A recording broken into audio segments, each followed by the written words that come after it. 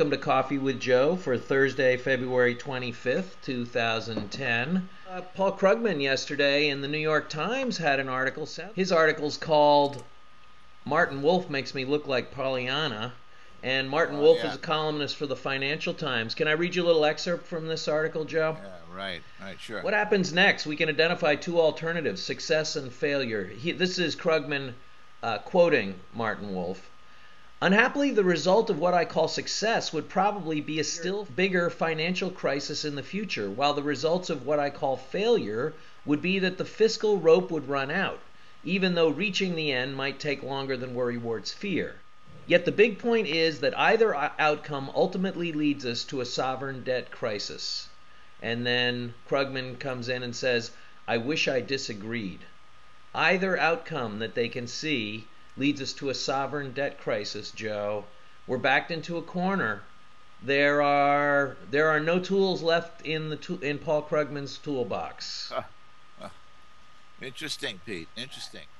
Why is that? Why is it that both Martin Wolf and Krugman can agree that success, the present success, just results in kicking the can down the road? And the answer is because the financial mechanism by which the stimulus money comes into existence must be under the present system as a debt. Okay, must be as a debt, and that is its ultimate own self fulfilling failure. Because why?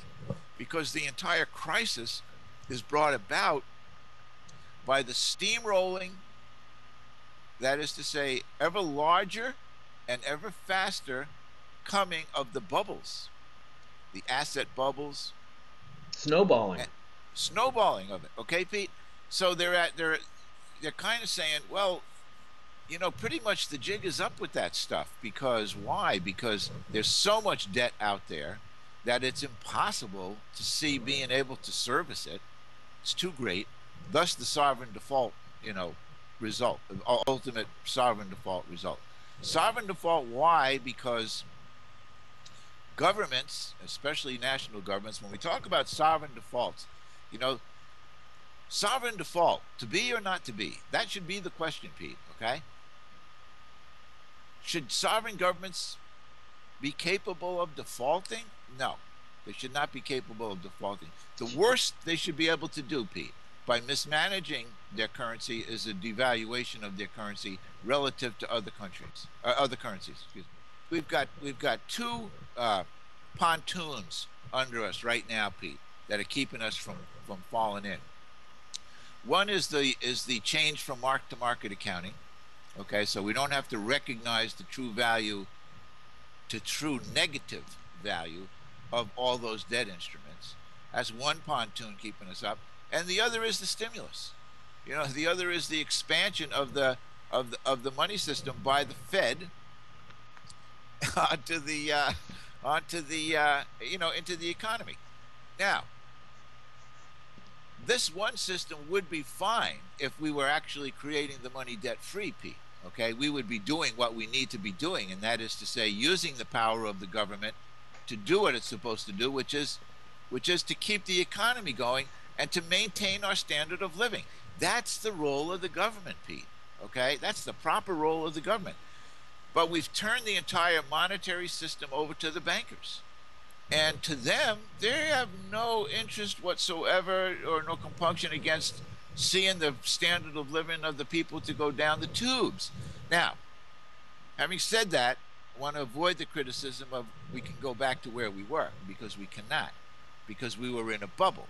You gotta lop off all of the standard of living that came from unsustainable levels of consumption, for sure. That's not what neither Wolf nor Krugman are talking about. What they're talking about, Pete, is the fact that, again, I'll go back to that capital markets issue, the fact that the capital markets, are capable of looking at sovereign debt and saying, whoa, we're not going to buy that sovereign debt unless we get X of our return, you see? So here we have the broken system where the nature of that system is that governments have to borrow the money they need. Now that's a fractured fairy tale if I ever heard one right there. Okay. And then that people outside the government can determine what that borrowing is going to cost the economy in the future. Okay. And therefore, so it's like if the government can only get its money from taxation as opposed to money creation, and if the bankers are capable of ever increasing the coupon by which the government is able to continue to exist, that basically right there is the definition of sovereign failure, sovereign debt failure is all about.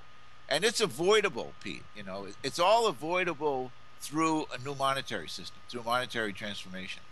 And we go back to the why do we need it? We need it because we had a failed design in debt money and fractional reserve banking.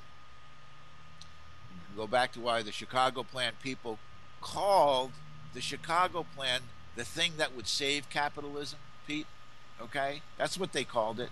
That's why we need that monetary reform, for the same reason, to save capitalism. Okay? And I'm fine with doing that, Pete, just so you know. Okay? I'm anti the power that the capitalists have because they have inordinate power. They have usurped sovereign power, and therefore have the ability to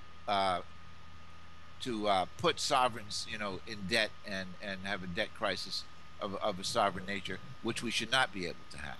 Okay.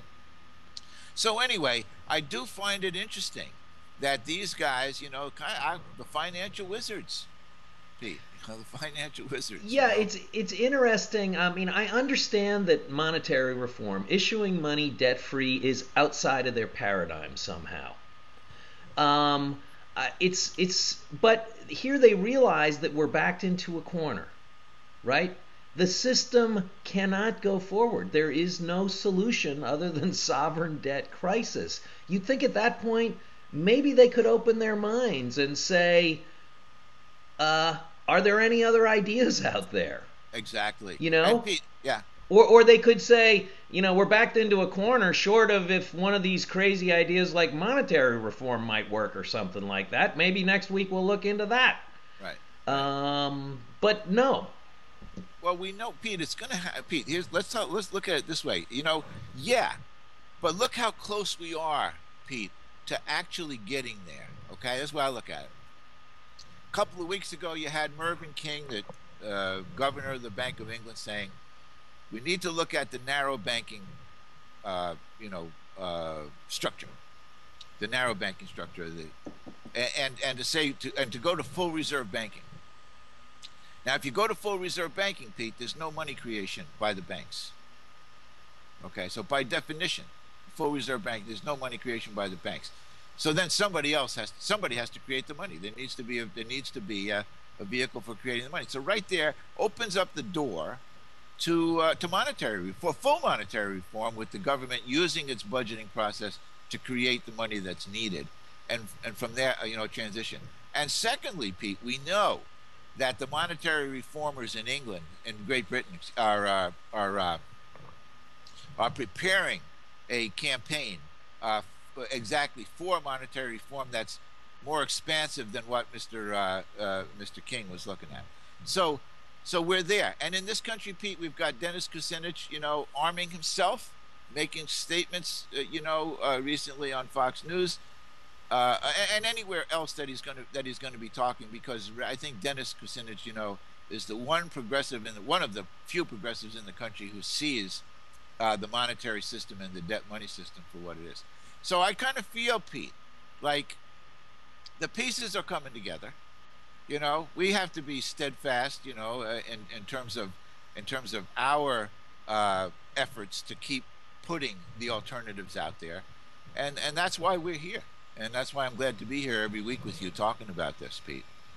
All right, Joe, and we'll be back next week talking about it again. Okay. Okay. Thanks, Joe. See ya. Right.